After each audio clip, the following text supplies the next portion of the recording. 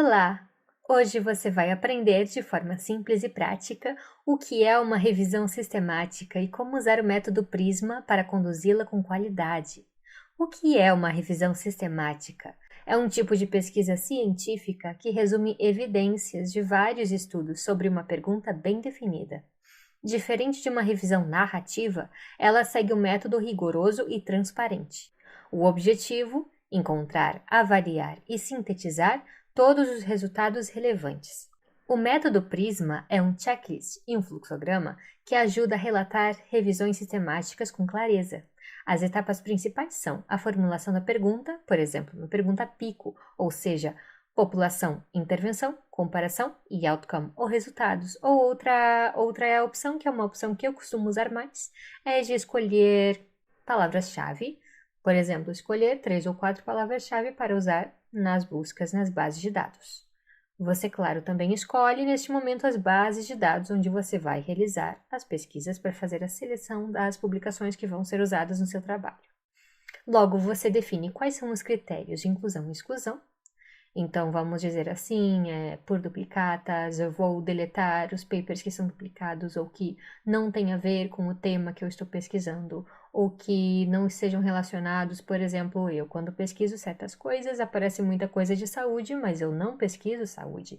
Então, eu espero encontrar papers e vou deletar os que têm a ver com saúde, porque não é a área que eu pesquiso. Você faz a busca sistemática, então, nas bases de dados escolhidas, como PubMed, Scopus, Cielo e 3Explore, o que você escolher.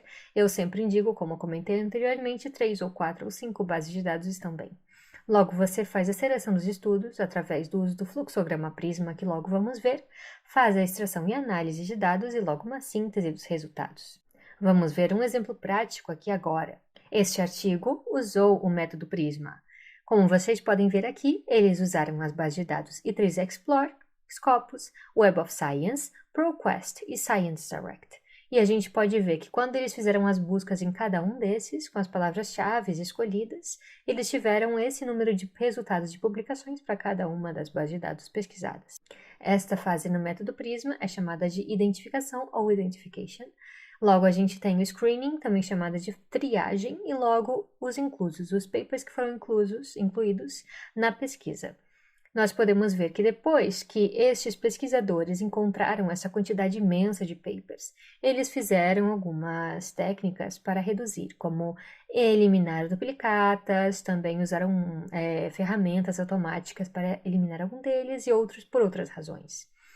Logo, fizeram essa triagem e os papers restantes daquele análise que fizeram antes sobraram 130.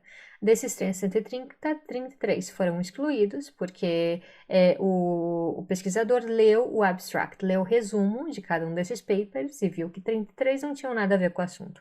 Então já reduziu o valor para 97. E depois eles tentaram recuperar, acessar o PDF de cada um desses papers, conseguiram acessar tudo, então, continuou o mesmo número, só que depois eles viram que apenas 85 eram elegíveis, no caso, e ficaram com esse valor, porém tiveram que excluir 6 destes papers, porque eles não eram sobre o tema de pesquisa desta pessoa. Então, no total ficaram 79, ou seja, usando esse método, usando o Prisma, eles puderam explicar como foi feito isso. Além do mais, o método também traz uma base de como realizar isso.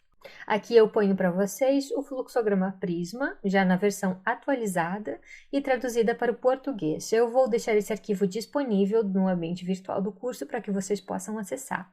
Aqui vocês veem que tem etapa de identificação, triagem e o que for incluído no trabalho.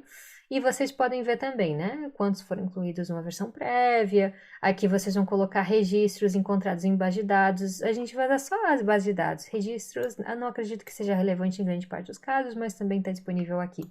Aqui vocês vão escrever PubMed, logo a Cielo, as bases de dados que vocês usaram para pesquisa. Aqui vocês vão colocar, assim como estava no outro, os que foram removidos por serem duplicados, por não serem elegíveis pelas ferramentas automatizadas, por outras razões, vão colocando os números que vão reduzindo. Também identificados em sites, em organizações, em busca por citação, tudo isso, vocês têm aqui para colocar a quantidade encontrada ou a quantidade que foi subtraída. registros em triagem, ou seja, a triagem é essa etapa que nós estamos avaliando, e aqui vocês colocam, por exemplo, vocês fazem os próprios critérios de vocês, por exemplo, podem colocar, um dos meus critérios é que o paper não pode ter que ver com saúde, ou não pode ter que ver com alguma coisa que seja relevante no contexto de vocês, ou outra razão que vocês encontrem, é difícil encontrar exemplos porque algumas vezes fica muito genérico. Logo, vocês colocam as publicações que foram subtraídas dessa quantidade aqui e vai reduzindo de acordo com a necessidade, né, pessoal? Pode ser assim, por exemplo, aqui, registros excluídos depois de ler o abstract. Registros excluídos depois de ler a introdução e a conclusão, que daí vocês vão lendo ao fundo e vendo que o trabalho não tem tanto a ver, não é tão relevante para a pesquisa de vocês. Assim vocês vão também explicando porque foi excluído.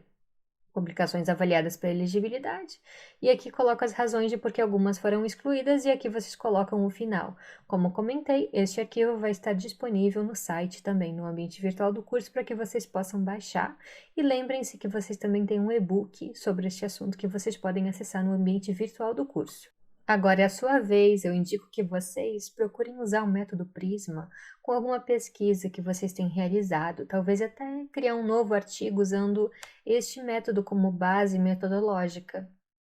Baixe o e-book e pratique com a atividade. Por hoje é isso, pessoal. Se vocês tiverem qualquer dúvida, podem me perguntar, que eu estou disponível online no ambiente virtual do curso. Essa é a nossa última videoaula do curso. Eu espero que vocês tenham gostado. Nós vamos conversando. Até mais!